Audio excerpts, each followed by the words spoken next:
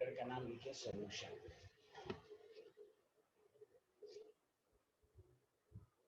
लिख लिया? Yes sir.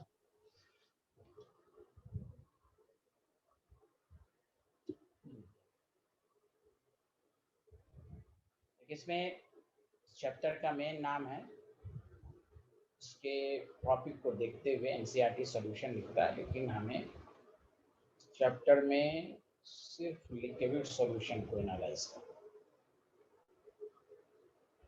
पहली बात, जिस तरह आपके एनसीईआरटी में चैप्टर 11 में स्टेट्स ऑफ मैटर, बेसिकली उसको गैसेज स्टेट, चूंकि 99% गैस के बारे में ही दिया।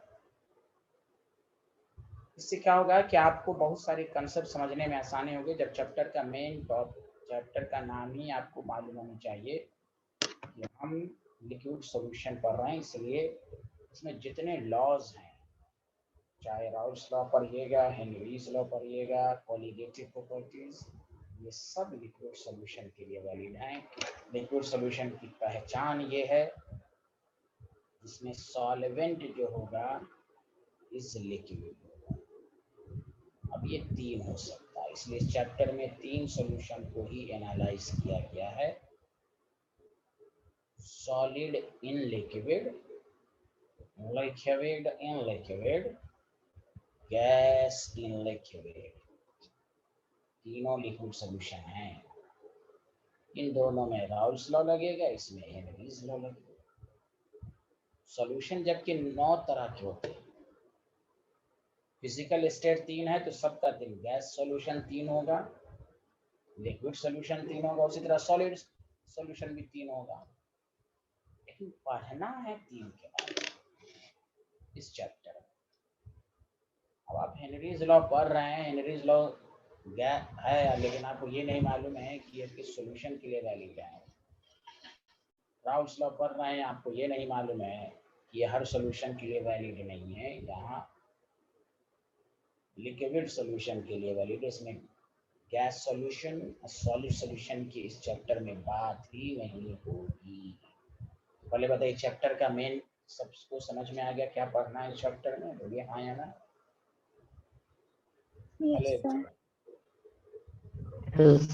मेरा आवाज नहीं आ रही है? मरियम, ये तहरीम, ये नबीला सब चुप क्यों रहती हैं? चलिए लिख लिया तो बताइए, मैं अब टॉपिक शुरू कर रहा हूँ। अच्छा, इस चैप्टर में हम लोग मोलारिटी नॉर्मलिटी नहीं पढ़ेंगे, ऐसे भी 11 में पढ़ चुके हैं, जो ड्रॉपर बैच में वो तो आप पढ़ ही चुके हैं, ये सब मोल कंसेप्ट में पढ़ाया जा चुका है। 12th में भी मोलारिटी सब है, ये ऐसे भी 11th में आप पढ़ चुके हैं। और डायरेक्ट क्वेश्चन नहीं आते हैं 11th 12th के बोर्ड में मोलारिटी वगैरह। हाँ, इस चैप्टर में इसलिए है कि चूंकि आप राउल्स लॉ वगैरह सब पढ़ेंगे तो उसमें मोलालिटी, मोल फ्रैक्शन, मोलारिटी का इस्तेमाल होगा। तो आपको तो मालूम है molarity number of moles per litre होता है, molarity number of moles per KG of solvent होता है, ये सबको मालूम है, कोई ये नहीं है। इसलिए हम इस चैप्टर में जो पहला टॉपिक आपको पढ़ेंगे, factor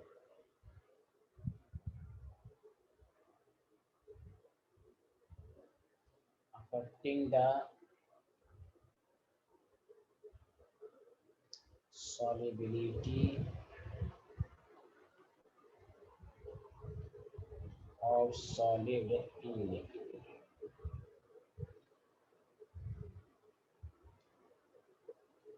Factor affecting the solubility of solid in liquid।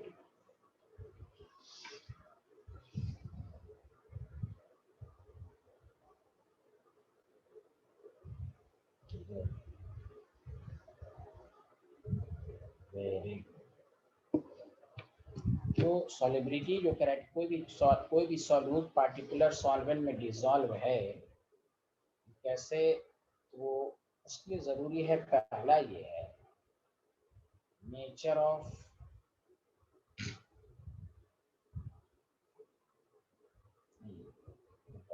पहला कि सॉलिबिलिटी जो होता है वो टेम्परेचर पर डिपेंडेंट है, पहला तो टेम्परेचर पर कैसे डिपेंडेंट है। और से सुनिए, मान लीजिए ये सॉलिड है, ये लिक्विड है, सॉल्यूशन बनाया। अब पढ़िएगा कि जब सॉल्यूशन बनता है उसमें एंथैल्पी चेंज होती है delta H. Solid and liquid में नेगेटिव भी हो सकता है, पॉजिटिव। एंथैल्पी एंडो भी एक सॉल्यूशन। देखिए केमिस्ट्री का रूल है, जब भी आपसे पूछा जाएगा what is the effect of temperature on solubility of solid in liquid. Chemistry में जब भी टेम्परेचर का रोल किसी भी चीज पर पूछा जाए तो आप माइंड में लाइए कि वो प्रोसेस एक्सो है या एंडो है। और केमिस्ट्री में आप सब लोग जान चुके हैं, पढ़ चुके हैं, नॉट ओनली दिस चैप्टर। अगर एक्सो है ये हमेशा फेवर्ड करेगा लो टेम्परेचर।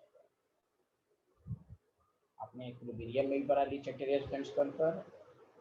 और अगर एंडोथर्मिक है, चूंकि एंडो में हीट देनी पड़ती है, ये फेवर्ड करेगा हाई टेम्परेचर। ये रूल याद रखें, not only this chapter. Chemistry में जब भी टेम्परेचर का रोल पूछे किसी भी चीज पर, अगर आप डायरेक्ट आंसर देना चाह रहे हैं, आपको मालूम है, तो अच्छी बात है। आप फंस रहे हैं, नहीं से कंसेप्ट समझ में आ रहा है। अब जैसे यहाँ टेम्परेचर का रोल पूछा, solubility of solid in liquid. जब टेम्परेचर बढ़ाएंगे तो सॉलिड की सॉलिबिलिटी बढ़ेगी क्या घटेगी? मोस्टली स्टूडेंट कहते हैं बढ़ेगी। आपका ये दोनों हो सकते हैं, depends upon whether it is exo और एंडो। अब आइए कि अगर एंडोथर्मिक है तो चूंकि ये हाई टेम्परेचर पर फेवर्ड होगा, तो याद रखिए हर एंडोथर्मिक वो सॉल्यूशन जो एंडोथर्मिक है उसकी सॉलिबिलिटी टेम्परेचर बढ़ाने पर बढ़ेगी। क्यों? ये टेम्परेचर खाएगा, देने पर ये फॉरवर्ड डायरेक्शन में जाएगा और ज्यादा डिसॉल्व होगा। लेकिन अगर एक्सोथर्मिक है, आप टेम्परेचर दे रहे हैं, वो अब्सॉर्ब कर ही नहीं रहा है, फॉरवर्ड में जाएगा नहीं, बैकवर्ड में जाएगा। जब ये रिएक्शन बैकवर्ड में जाएगा, इसका मतलब सॉल्यूशन नहीं बन रहा है, मतलब सॉलिबिलिटी कम हो रही है। तो इसलिए आपसे पूछा जाएगा, ये वाला स्लाइड लिख लिया, जल्दी बताएं। कोई भी पूछे जब टेम्परेचर बढ़ाते हैं तो सॉलिड की सॉलिबिलिटी पर क्या फर्क है, तो ये दोनों होता है। For endothermic the solubility of solid in liquid increases with rise in temperature. For exothermic, the solubility decreases with increase in temperature. Because exo favored at low, हाँ low पर वो बढ़ेगा, high पर घटेगा। अरे मोहसिन मियाँ, समझ में आ रहा है? जी sir. If enthalpy of solution is positive, मतलब endothermic, then solubility of solid in liquid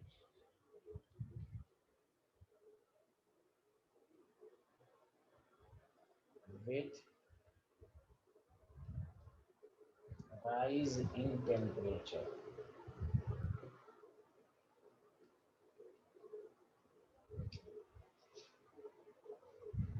Not only this है, दूसरा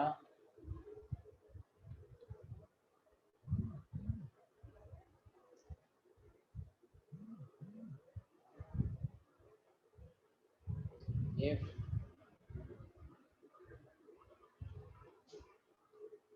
enthalpy of solution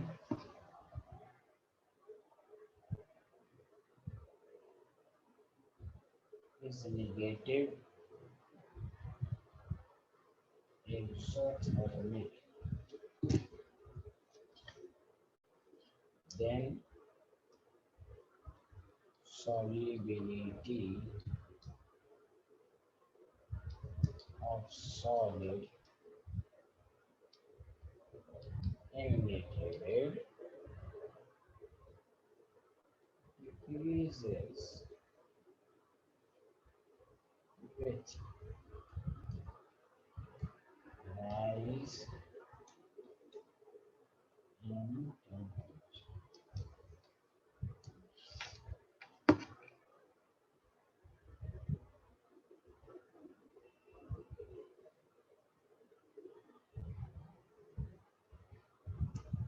hello everyone, समझ में आया?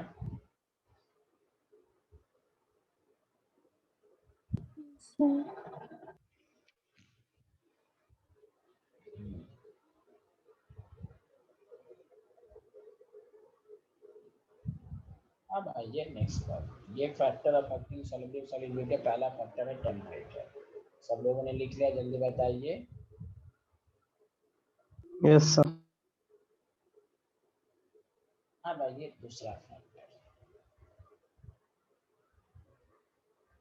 वो है nature of solute and solvent. Solubility nature of solute and solvent पर भी डिपेंड करता है। कोई पार्टिकुलर सॉल्यूट पार्टिकुलर सॉल्वेंट में डिसॉल्व है, what is the reason behind this? ये तो आप पढ़ चुके हैं और the solubility of solid in liquid depends upon like dissolve like factor. पहला फैक्टर ये पोलर पोलर में डिसॉल्व होगा, नॉन पोलर में डिसॉल्व। सॉल्युबिलिटी ऑर्डर के बारे में भी खुद 12th के एनसीईआरटी में बहुत अच्छे क्वेश्चंस हैं। अगर वो बोर्ड लेवल पर दे दिया तो जमीन तारे पर है, तारे जमीन पर है। गौर से सुनिए, मैं क्वेश्चन पढ़ाऊंगा इसी के नीचे कि अगर आपसे पूछा जाए बताइए कि नमक NaCl वाटर में डिसॉल्व है, यही NaCl बेंजीन में डिसॉल्व क्यों नहीं है? तो एक बात तो याद रखिए कि डिसॉल्व होने के लिए सॉल्यूट को पार्टिकुलर सॉल्वेंट में डिसॉल्व होने के लिए पहली क्राइटेरिया है कि दोनों के बीच में इंटरेक्शन होना चाहिए, फोर्स ऑफ अट्रैक्शन। दोनों के बीच में क्या होना चाहिए, जल्दी बताइए? इंटरेक्शन होना चाहिए। क्या होना चाहिए? इंटरेक्शन, मतलब फोर्स ऑफ अट्रैक्शन होना चाहिए। अब ये चाहे हाइड्रोजन बॉन्ड के जरिए हो, या इस दोनों के बीच में डाइपोल डाइपोल इंटरेक्शन हो, या डाइपोल इंड्यूस डाइपोल इंटरेक्शन, कुछ भी हो। जैसे बालू वाटर में डिसॉल्व नहीं होता क्योंकि सैंड और वाटर में कोई इंटरेक्शन नहीं हो पाता। एक लाइन में आंसर ये है, दोनों के बीच में इंटरेक्शन होना चाहिए, तभी वो सॉल्यूट पार्टिकुलर सॉल्वेंट में डिसॉल्व होता है। उसमें कहा गया, तो वही लिखिए, द सॉल्युबिलिटी पहला क्राइटेरिया ये है। एक क्राइटेरिया नहीं कि उसी से सारा आंसर आएगा, नहीं, बहुत सारे फैक्टर्स हैं। The solubility of solid in liquid, not only solid in liquid, general rule है ये, depends upon like dissolve like factor, like dissolve like factor। इसका मतलब ये हुआ, it means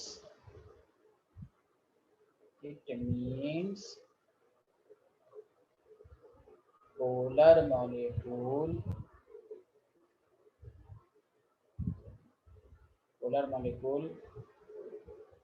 dissolve in polar solvent and vice versa। सारे लोग बताइए, सबको समझ में आया ना?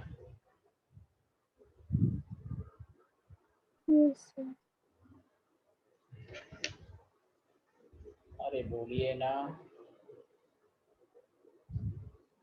जी सर।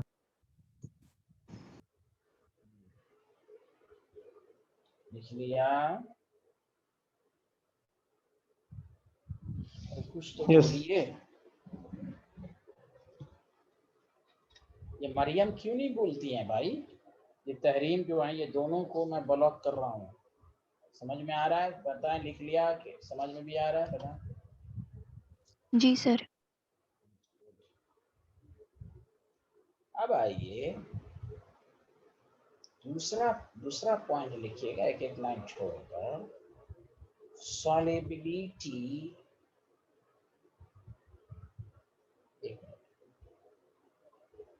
इस बात पर भी डिपेंड करती है कि अगर कोई भी सब्सटेंस वाटर के साथ हाइड्रोजन बॉन्ड बना ले, ये भी डिजॉल्व। सॉल्युबिलिटी का एक क्राइटेरिया भी है हाइड्रोजन, तो वो भी इंटरेक्शन ही हुआ, हाइड्रोजन बॉन्ड हो गया। सिर्फ हाइड्रोजन बॉन्ड नो, अब NaCl वाटर के साथ हाइड्रोजन बॉन्ड नहीं बनाता फिर भी डिजॉल्व होता है, वहां दूसरा फैक्टर लगा। तो हाइड्रोजन बॉन्ड भी सॉल्युबिलिटी का एक क्राइटेरिया है, समझा? जैसे अल्कोहल, पूरी ऑर्गेनिक केमिस्ट्री इसी पर है। ऑर्गेनिक केमिस्ट्री में सबसे ज्यादा जो कंसेप्ट लगता है कि वाटर के अंदर सॉल्युबल है कि नहीं, उसका बेस्ट कंसेप्ट है hydrogen. Alcohols are completely soluble because it form hydrogen bond. aldehyde, ketone, carboxylic acid are and amines are soluble in water. Why? Because it form hydrogen bond. तो एक शुरू करें, in any substance solubility, दूसरा criteria, if any substance forms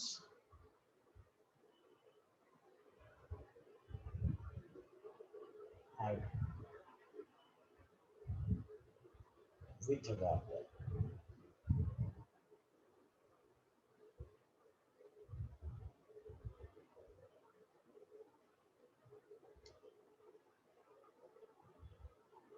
then it is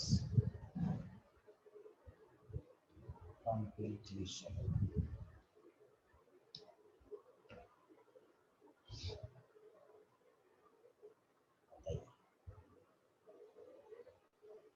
Hello everyone. Yes.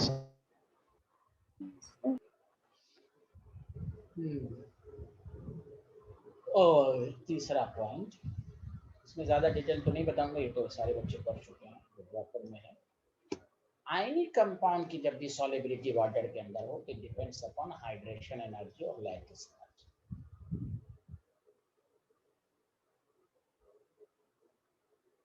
तो solubility के लिए hydration energy lattice energy से ज्यादा।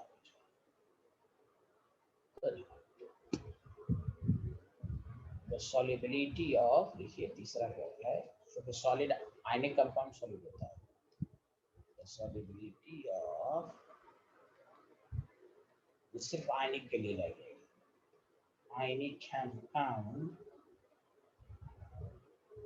in water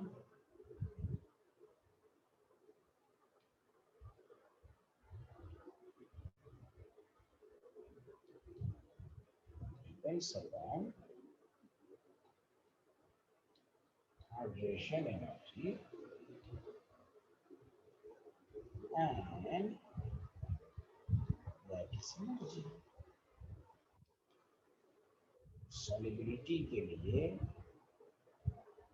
हाइड्रेशन एनर्जी जो है, लैटिस माने सॉलिड, उसकी वैल्यू कम होनी चाहिए। सॉलिड जितना ब्रेक नहीं होगा वाटर में, वो डिसॉल्व नहीं हो पाएगा। तो hydration energy greater than lattice energy होना चाहिए, तो वो वाटर के अंदर पूरी तरह डिसॉल्व होगा।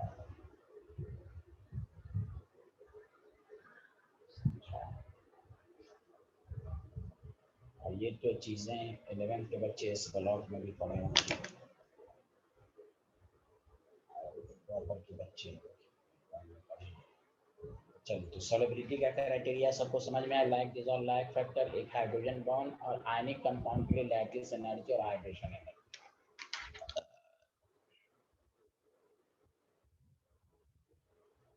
बोलिए, सब लोगों ने लिख लिया? Hello everyone. Yes sir. Yes, ये था factor affecting the solubility of solid.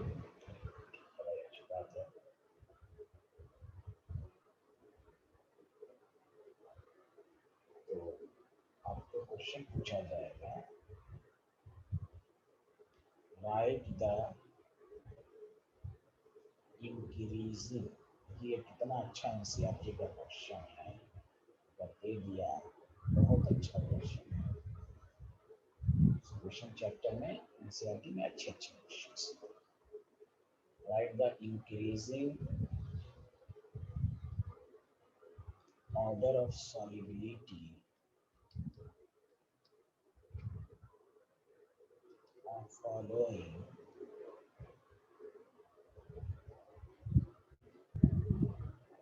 in n-octane।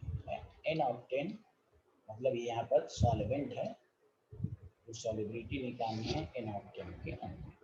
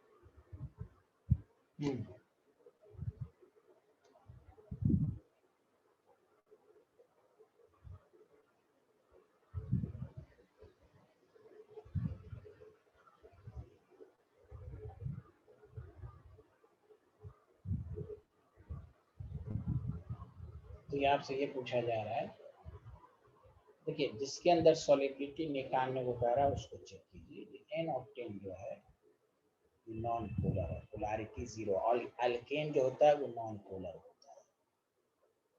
सबसे पहली बात, इन चारों में ये चेक कीजिए कौन नॉन पोलर है। तो हेक्सेन भी नॉन पोलर है, तो लाइक डिसॉल्व लाइक फैक्टर के लिहाज से सबसे ज्यादा सॉलिबिलिटी होगी बी, सबसे ज्यादा डी।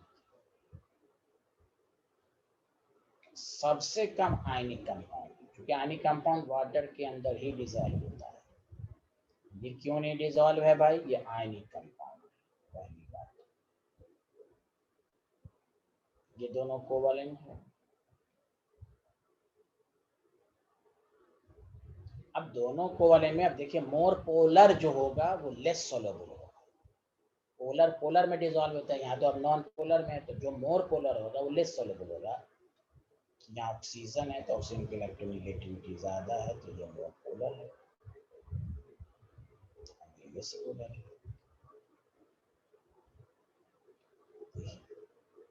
उसके बाद सॉलिबिलिटी होगी E की, उसके बाद ये मोर सोलेबल है, मोर सोलेबल है, like dissolve like factor, more soluble, due to like dissolve like factor। बताइए सबको समझ में आया है या नहीं?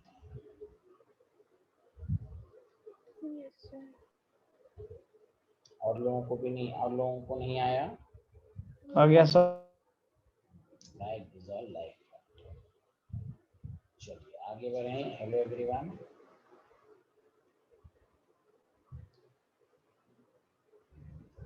Yes, sir.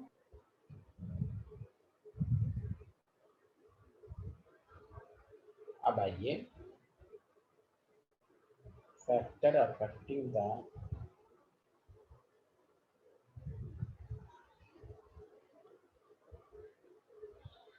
solubility of gas in liquid.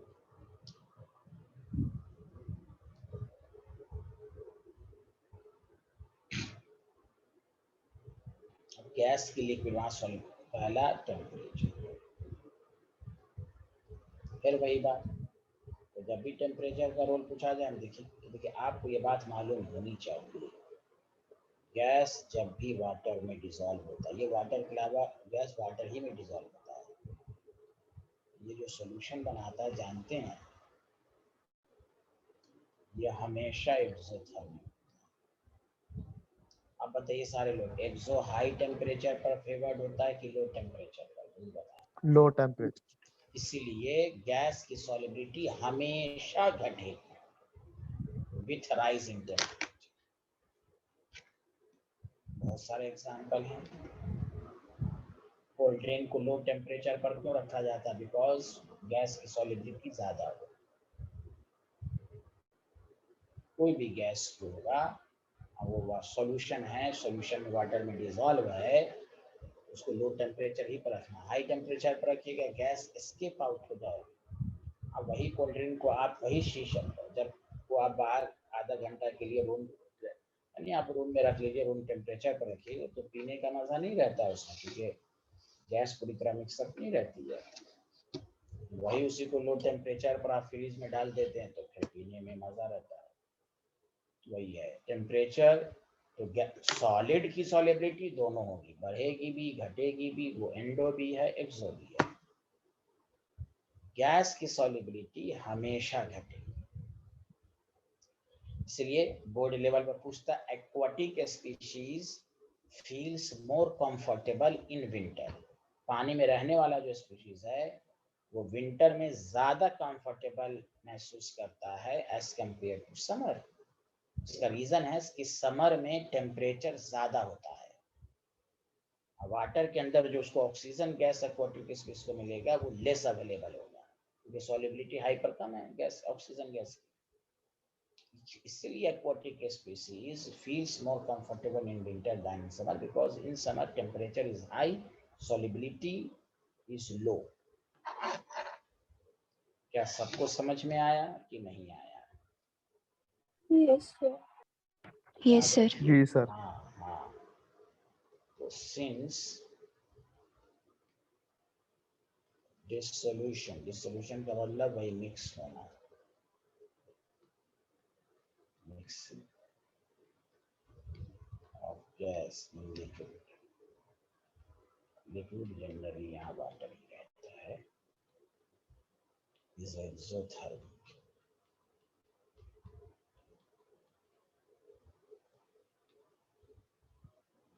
Therefore, its solubility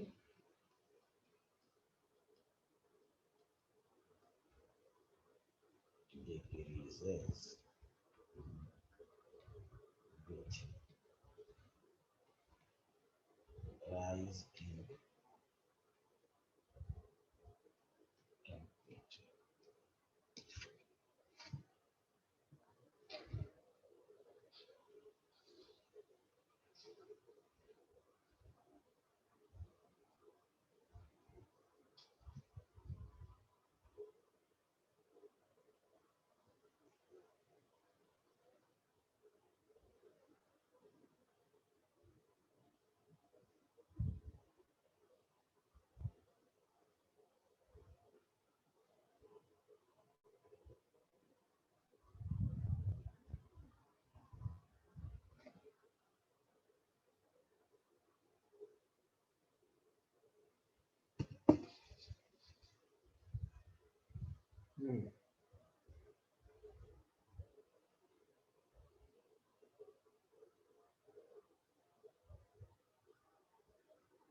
लिख लिया? Hello everyone.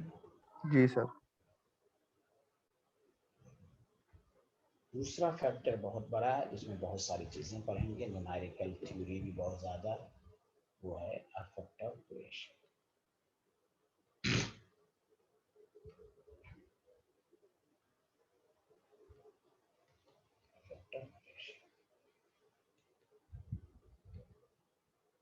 गौर से सुनिए, यहाँ प्रेशर का काम इसलिए होता है क्योंकि आप गैस पा रहे हैं। तो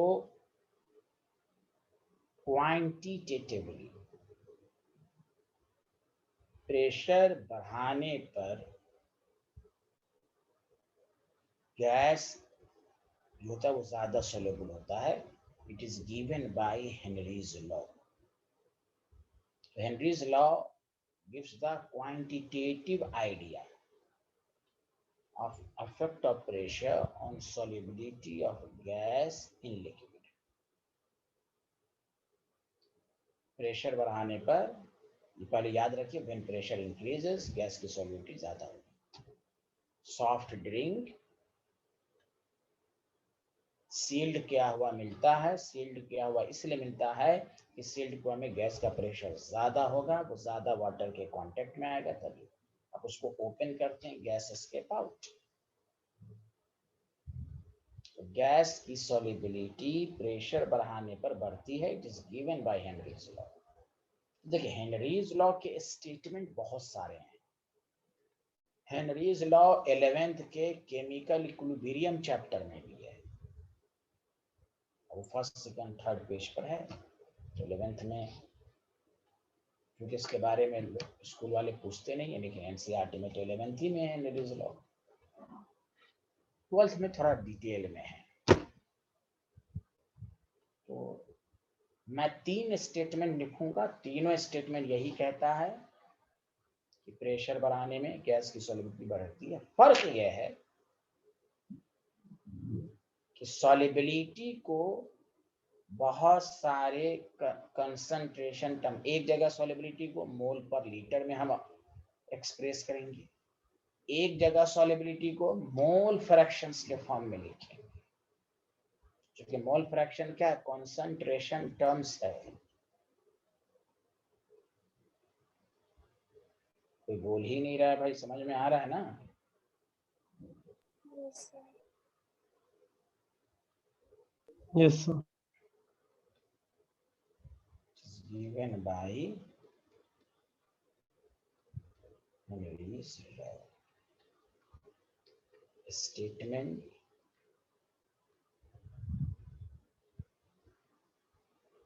first. लिखना शुरू कीजिए। The solubility of gas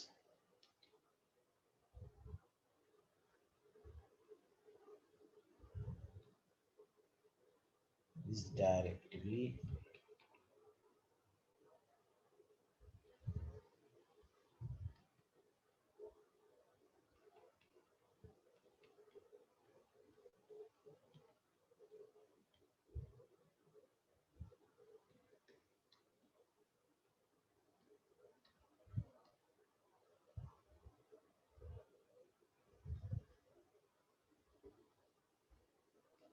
subject to gas and liquid is directly proportional to the pressure of the gas at the given temperature। Simple है। इससे जो फॉर्मूला आएगा, solubility S is equal to KHP। Board level पर इस पर numerical नहीं आएगा। Solubility का मतलब यहाँ मोल पर लीटर है।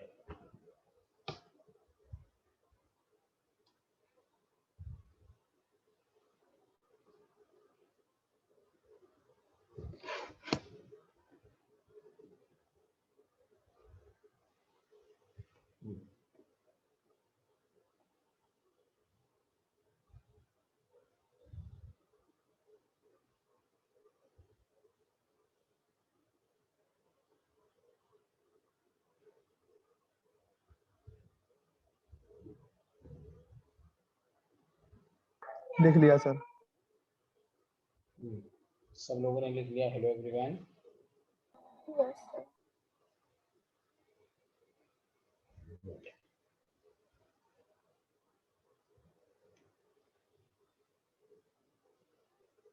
सारे स्टेटमेंट का मकसद एक ही है। फर्क ये है कि एक्सप्रेस करने का तरीका अलग अलग है, लेकिन बात वही है।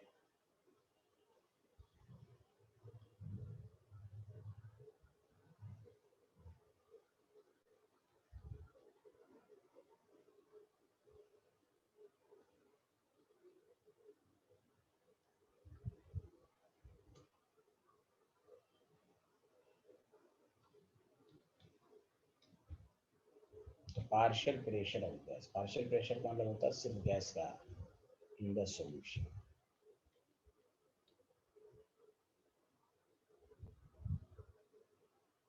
या एक minute, partial pressure of gas in vapour phase लिख लीजिए।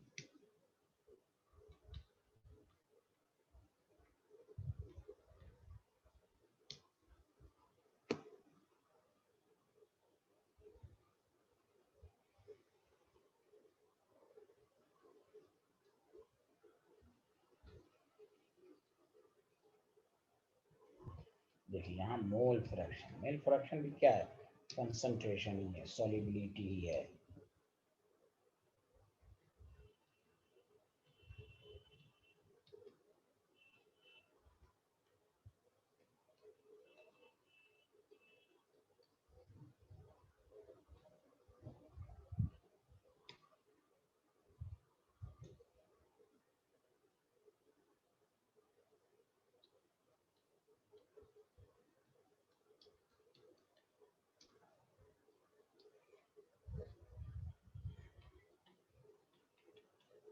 बी का मतलब सॉल्यूट, गैस है, गैस यहाँ पर सॉल्यूट है।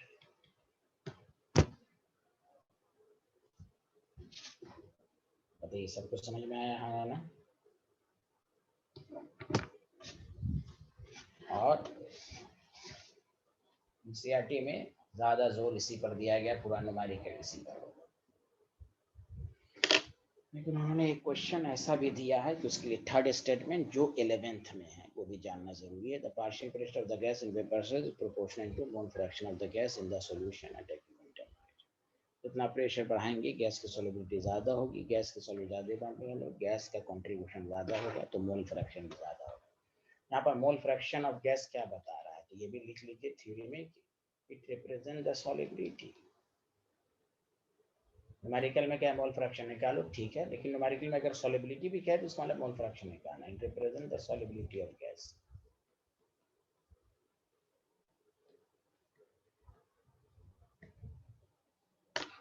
ये सबको समझ में? Yes, sir.